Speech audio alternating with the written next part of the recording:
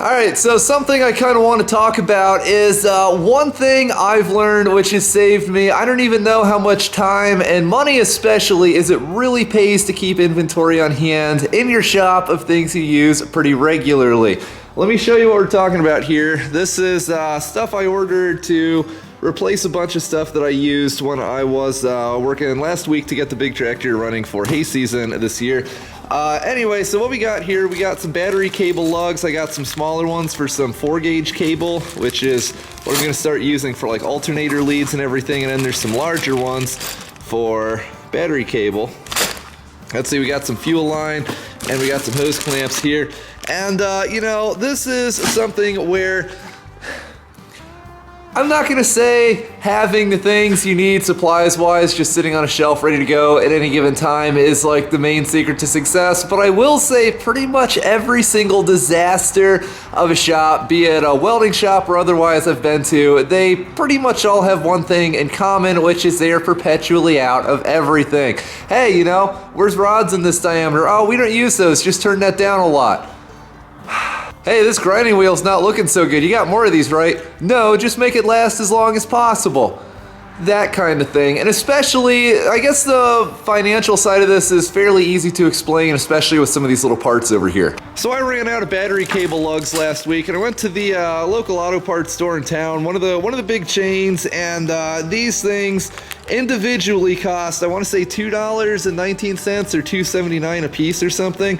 I bought these online for about 50 cents a piece. So basically they cost between 1/4 and 1/5 as much as going to the store and buying them. And that's just the cost. Never mind the time.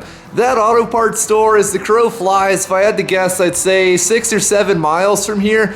I don't think it's really possible to go there and buy anything and come back in less than an hour. You gotta close everything up here, you gotta put like any valuable tools inside, lock everything up, you know, go fire up the truck, drive all the way there, sit in traffic, hit a bunch of stoplights, get there, 2 or 3 people in line, you know, half the time the person who's looking for things is not,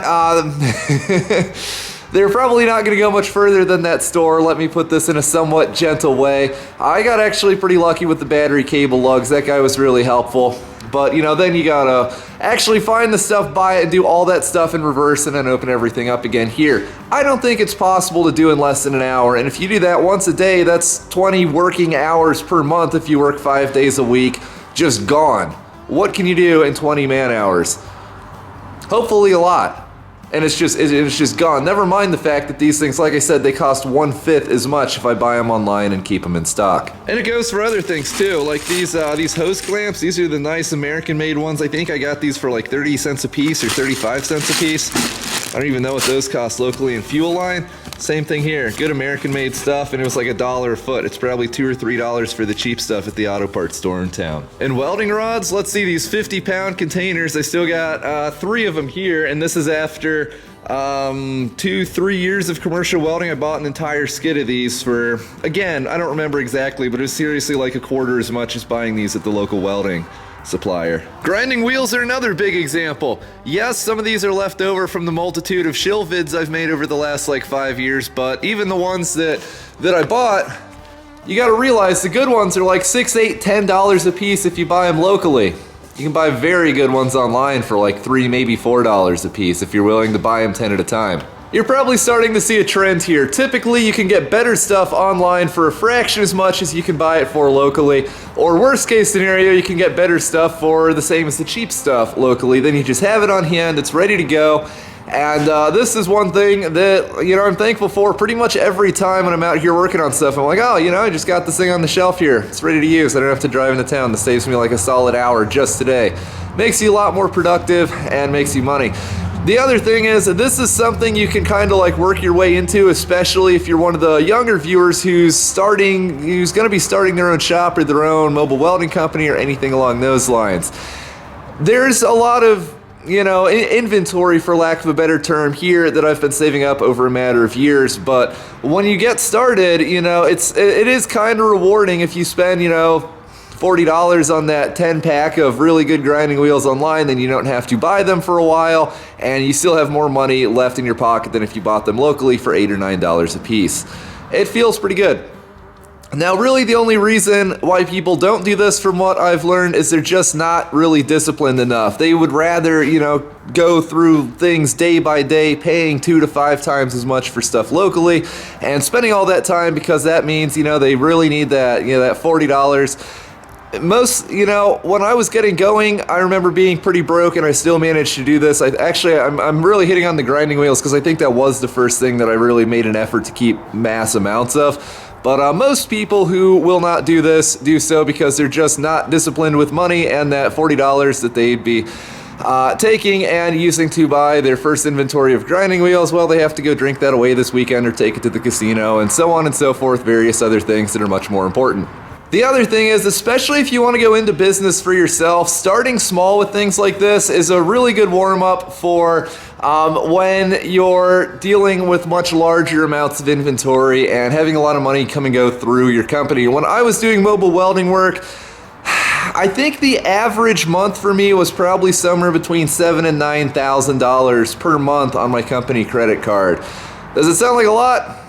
To be honest, no. I mean, you got to figure $50 to $200 a day just in fuel.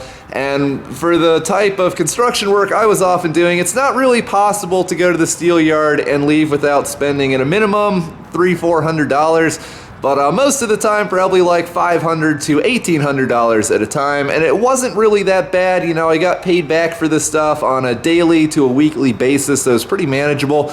But because by this point I'd understood the concept of having inventory on hand, I was kind of used to floating along a balance on stuff that I bought, which I used later, and it really helped me ease into that because for a lot of people, having to float a $9,000 per month credit card bill is pretty overwhelming, but this is starting to get off topic. But long story short, seriously, if you want to increase your productivity, have better quality stuff, and more money left in your pocket at the end of the month, I cannot recommend more highly making an effort to keep around, just like, look at these battery lugs. These don't have a shelf life. These are not going to go bad.